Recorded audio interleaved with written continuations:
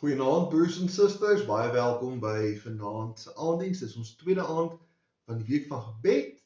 Kom ons al lekker diep asem, kom ons ontspan en kom ons bid tot ons Here.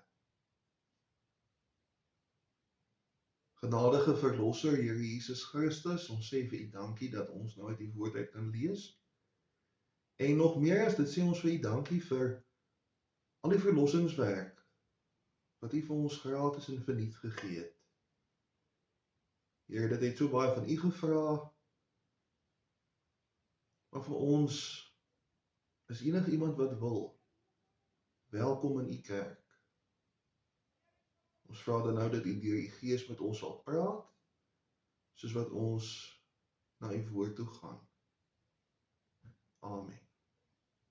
Ons lees vanaand uit die brief aan die Hebreërs, en ons lees Hebreërs 10, dit begin hier op bladsy 271, en ons lees tot by vers 18.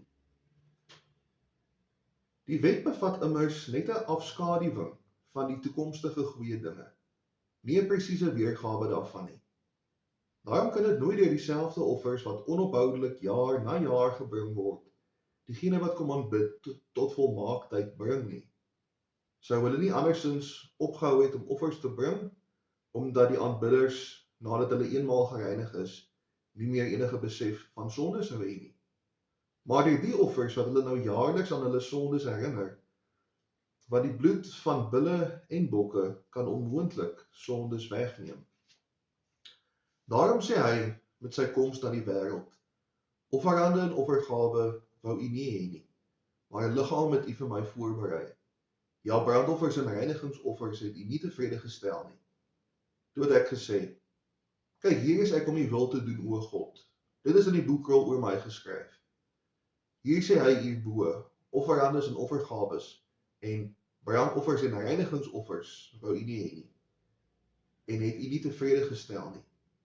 Dit is wat volgens die wet geoffer word. Dan sê hy, kyk, hier is ek om U wil te doen. Hy beëindig die eerste, sodat hy die tweede tot stand kan bring. Volgens sy wil is ons heilig gemaak deur die offer van die liggaam van Jesus Christus, eens en vir altyd.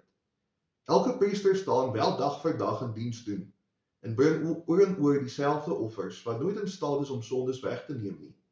Maar toe Christus vir altyd een offer ter wille van sondes gebring het, het hy aan die regterhand van God gaan sit.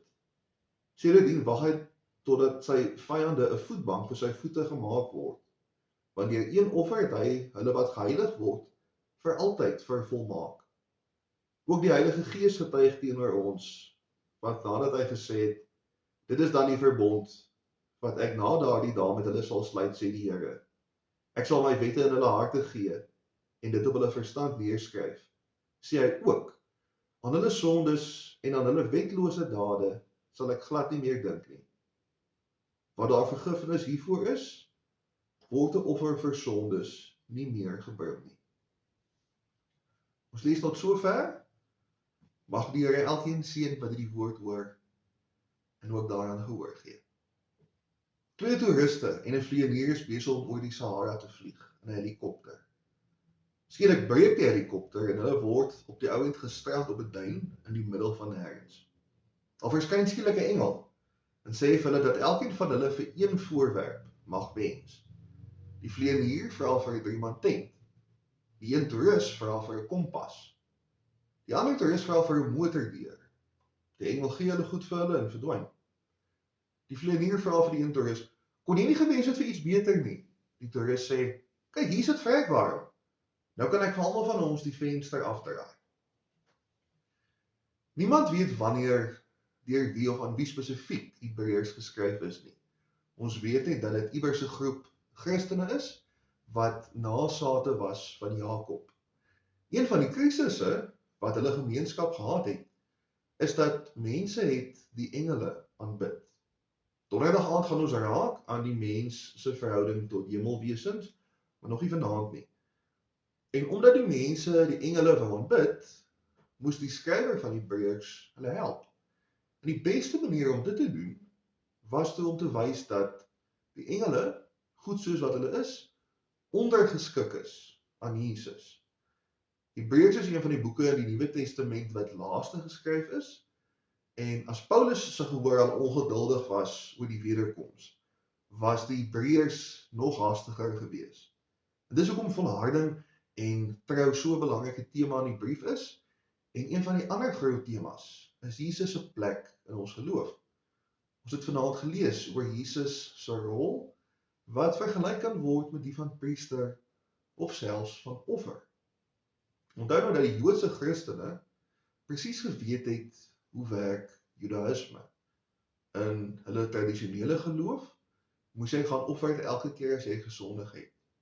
As ek iemand skel, dan moet ek gaan offer. As ek steel, moet ek teruggee en ek moet gaan offer. Wat ons dan 2 keer in ons skriflesing kry, is 'n stelling oor die sinneloosheid van offers. Gisterand het ons genoem dat almal in die hele wêreld sondig is, selfs die goeie mense. So, maandag gesels ek wat 'n getroude man is vreeslik lekker met 'n ander getroude vrou. Dan sleep ek maar af tempel toe en ek gaan offer. Dinsdag steek ek my trouring weg, as ek van Jerusalem af gaan Nasaret toe vir besigheid. En daag ek maar weer op by die tempel. Woensdag kyk ek so vir een van my vroue se vriendinne, dat my mond later oop hang.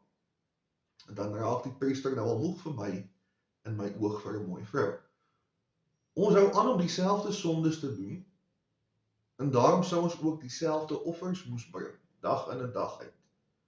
Ons kry ook 'n aanhaling uit Psalm 51 wat die sondeoffers bietjie kritiseer.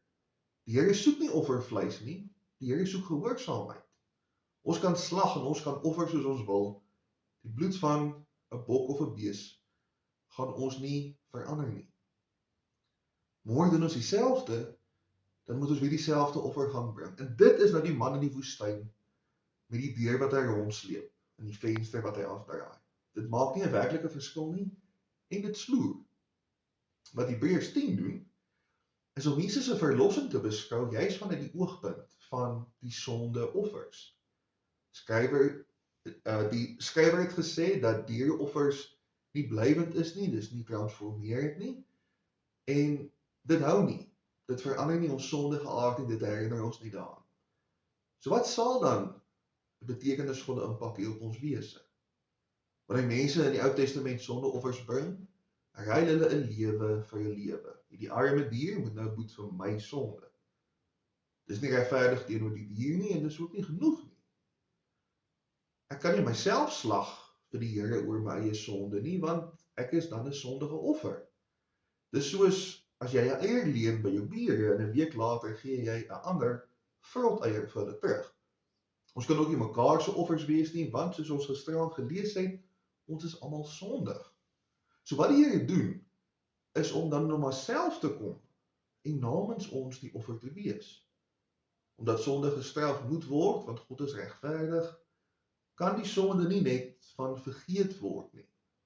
Maar omdat God ons nie wil straf nie, uit liefde uit, kom God in ons plek die straf self neem. En dis waar Jesus inkom. Net Jesus wat 100% mens en 100% God is genoeg om al die sonde van almal in die wêreld te vergeef.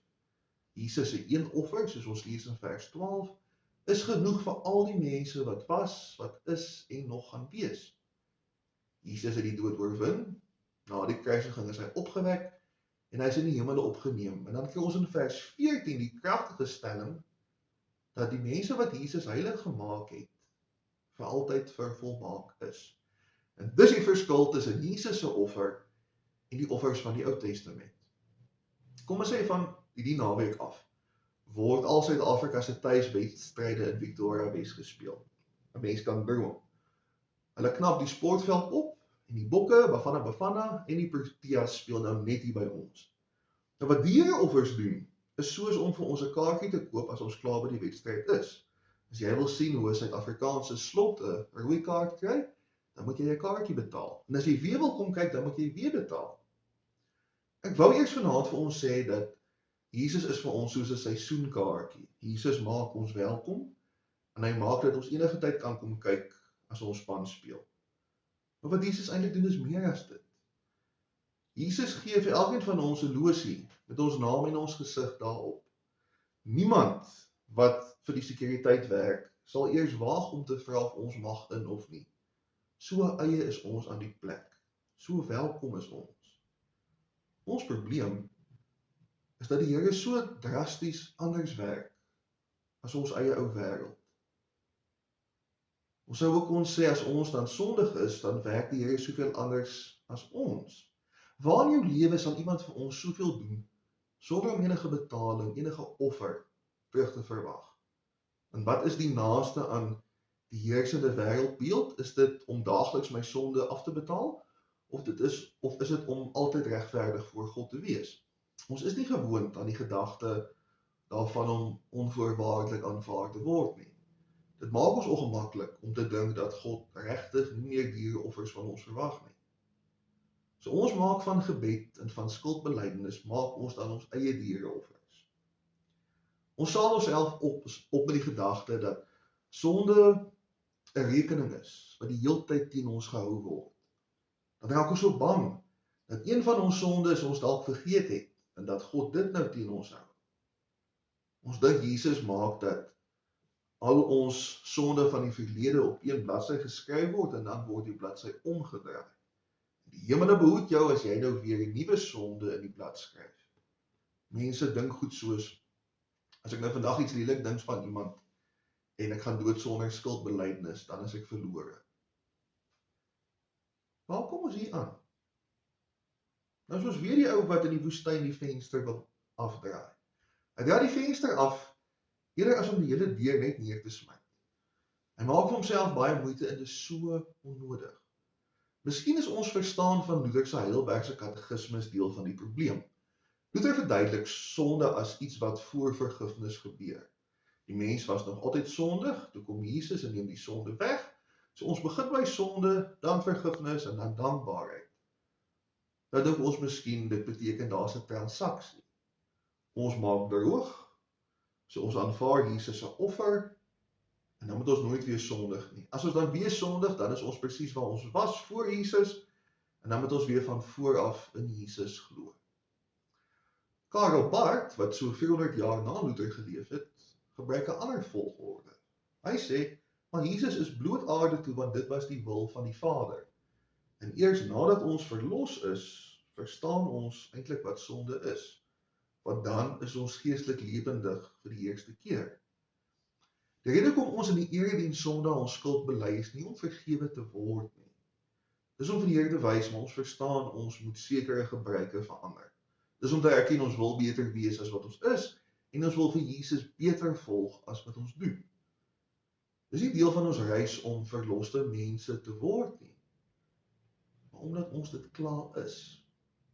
As jy glo in Jesus, dan het jy die ewige lewe.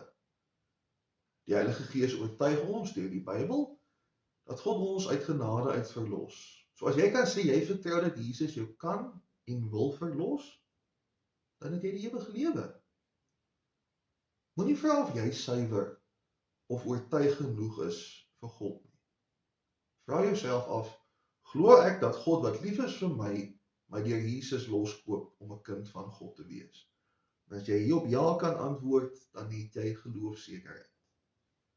Geloofsekerheid is nie of ek seker van my geloof is nie. Dis of ek vertrou op die Here wat sê, ek maak jou nuut, jy is vir ewig my geliefde kind. Amen. Ons Here, ons dink vanaand aan dit wat ons in die wêreld ken waarop ons staat kan maak. Here, ons weet alles beweeg afwaarts na die aarde toe. Ons weet tyd gaan verby. Ons weet die seisoene verander. En ons besef vanaand opnuut dat ons geloof in U mag sit. Nie net ons kopkennis nie, maar ook ons vertroue. Help ons om elke dag te onthou dat as U vir ons sê, ons mag maar die ewige lewe hê, dan het ons dit. Help ons om op te hou twyfel in onsself, in ons eie gebroke lewens, in ons eie beperkte vermoëns. Want dit gaan nie oor ons nie. Dit gaan oor die genade wat U vir ons gegee het en aanhou gee. Help ons om geloofsekerheid te hê. Help ons om te weet, dis 'n fondasie wat nooit van ons weggeneem kan word nie. Amen.